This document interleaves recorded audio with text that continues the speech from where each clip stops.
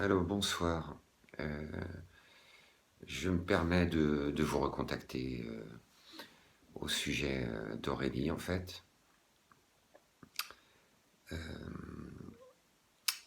Je vous recontacte parce que depuis mon dernier message écrit SMS que je vous ai envoyé, j'ai pu renouer contact avec votre fille en laissant une petite semaine et puis voilà un peu de prise de recul. Voilà, et ça me permettait un petit peu en tout cas de vous témoigner un petit peu le fruit un petit peu de mes recherches et puis de communiquer avec vous. Voilà. Au cours de ce dernier mois, en fait, il y a 15 jours, et là depuis vendredi, en fait, quelques silences radio. Il y a 15 jours, je pense, il y a eu deux trois jours comme ça sans retour de nouvelles du tout.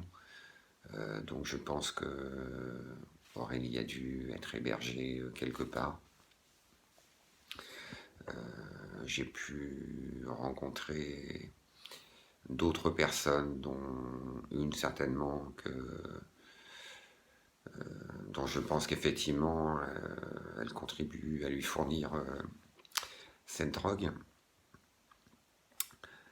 Je pense qu'il y a beaucoup de choses que vous savez déjà, peut-être qu'un regard extérieur. Bon, moi je reste un étranger, vous êtes de votre famille, c'est votre sang, vous avez des rapports particuliers avec elle. Et ben, j'espère que vous avez toujours ce contact, que ce soit par le biais de la petite Foxy, qui l'invite certainement à revenir. Voilà aussi, et garder le lien, et puis vous êtes précieux pour elle. Donc voilà. Alors, ben, cette drogue, la cocaïne, moi je consulte aussi autour de moi des amis que j'ai depuis 20 ans qui ont pu être en contact aussi.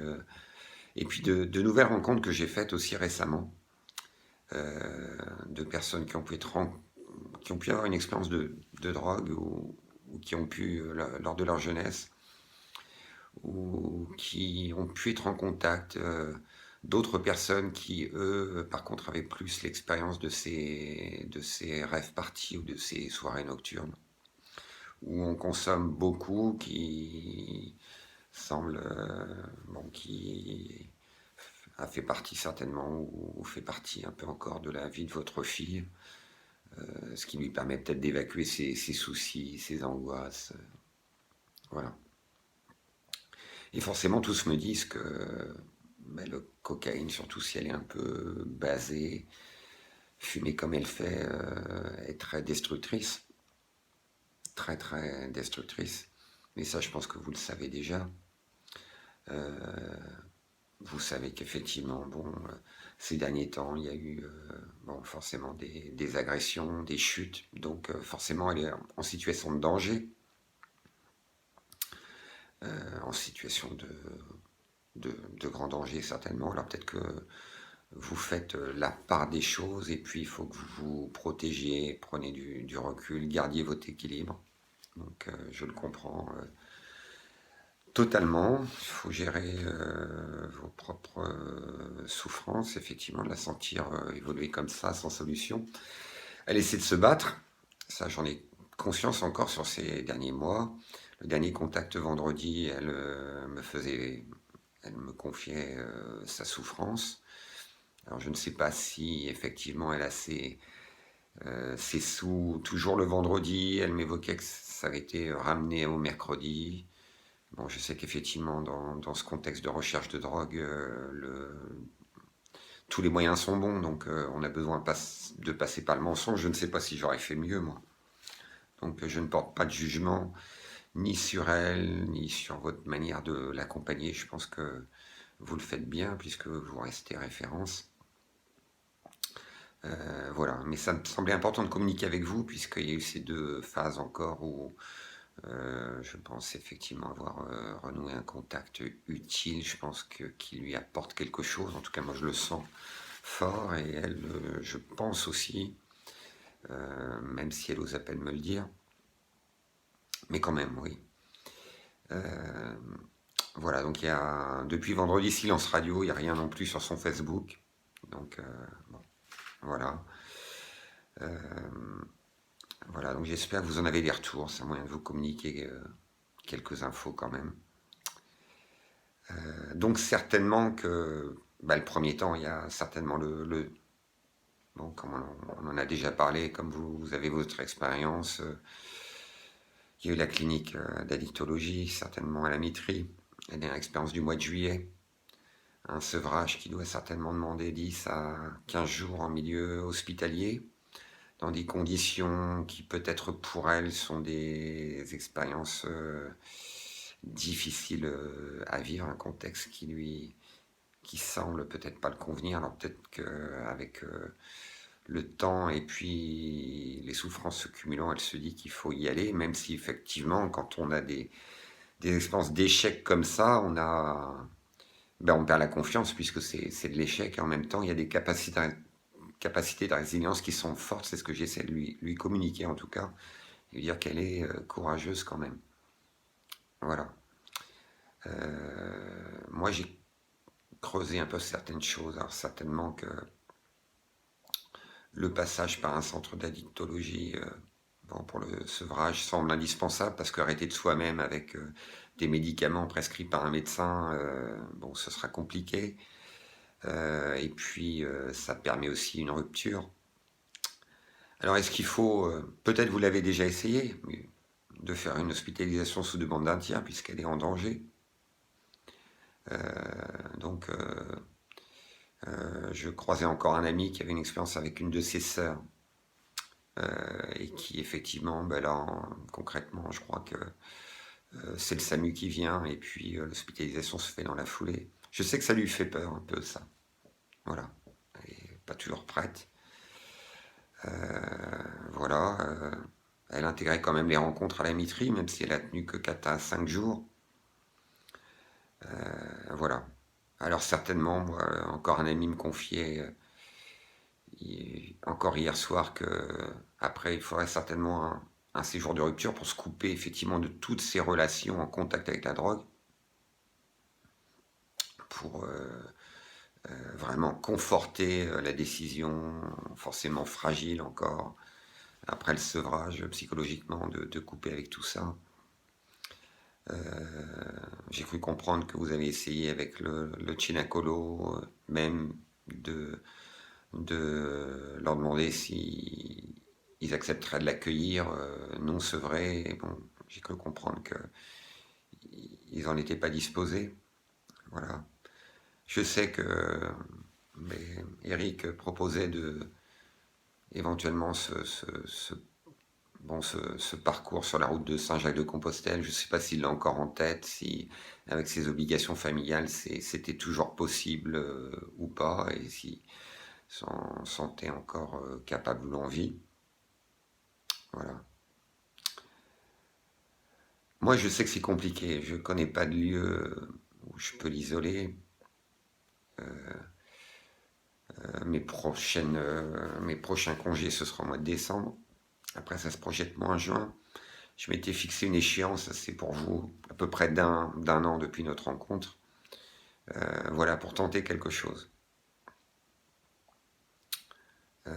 Voilà où j'en suis. Donc, c'était février de l'année dernière. Il y a eu 6 ou 7 événements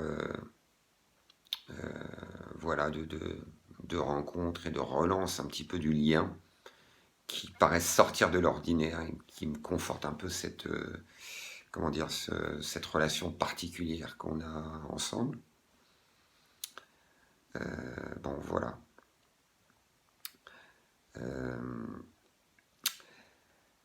Alors, mais sur place, effectivement, il y a la clinique de la Mitrie, il y a peut-être l'hospitalisation aussi par le centre hospitalier. Après, alors je crois que vous étiez en lien, et je crois qu'avec Fontan 2, ça fait partie du secteur G21. Ce secteur de psychiatrie qui, paraît-il, est vraiment à la pointe de la prise en charge psychiatrique, puisque notamment par la proposition de ce qu'ils appellent les soins de réhabilitation psychosociale, une approche où effectivement le patient ou la patiente, entre guillemets, sont acteurs de leurs propres soins, où on agit tant sur le clinique que sur des activités de réhabilitation, des activités simples, des ateliers. Peut-être une expérience qu'elle a déjà tentée. Et surtout sur ce secteur psychiatrique, puisqu'elle a du mal à garder un médecin qui puisse la servir, assurer la continuité de son suivi dans le cadre du CMP, le Centre médico-psychologique de jour, sur le secteur dont elle dépend. Eux, manifestement, ils essaient de répondre dans les 48 heures, que ce soit par un premier rendez-vous infirmier, pendant 3 semaines. Ils peuvent effectivement aller voir même la personne chez elle et entamer ses soins dans un contexte qui, semble-t-il, est reconnu et qui évite toutes les pratiques maltraitantes qu'il peut y avoir dans certains secteurs de psychiatrie où on va peut-être vous mettre sous contention et effectivement avoir un accompagnement pas du tout adéquat. Voilà. Alors j'avais communiqué ces numéros, elles ne sont peut-être pas capables de le faire soi-même. Il y a le centre, la maison Antonin Artaud. Alors j'ai un numéro de téléphone, c'est le 03 30 19 12 50. 03 30 19 12 50. Vous pouvez peut-être le retrouver d'ailleurs facilement par internet. Je sais qu'il y a une adresse rue Federbe à LM, effectivement, où elle peut aller. Alors, ce n'est pas son secteur, mais je pense que, en exposant la situation, ils peuvent effectivement peut-être essayer de répondre à sa demande, sachant peut-être toutes les expériences que vous avez tentées. Peut-être que vous avez déjà tenté. Voilà.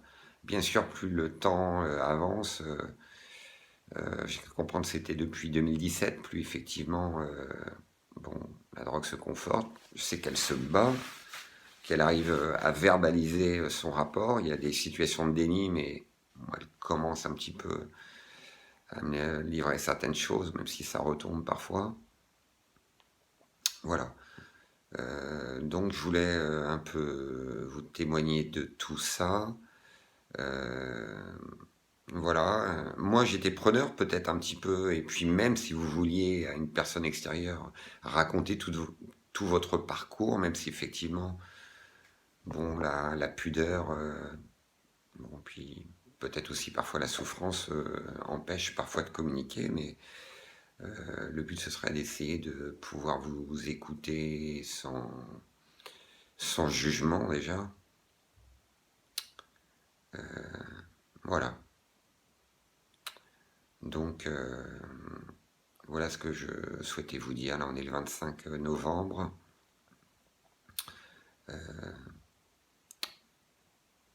Voilà, c'est certainement très imparfait, mais je pense que c'était bon de rééchanger un peu avec vous. Donc Michael de Paix de Cœur, je vous ai envoyé déjà une vidéo, on s'est eu une fois au téléphone, madame, et puis Eric aussi. Voilà, mais voilà, puis j'espère que, en tout cas, votre quotidien, je crois que à distance, vous arrivez à bien assumer votre quotidien. Voilà, donc moi je suis resté joignable. N'hésitez pas à me laisser un message si vous le souhaitez, vocal ou écrit. Voilà, je vous souhaite une bonne soirée.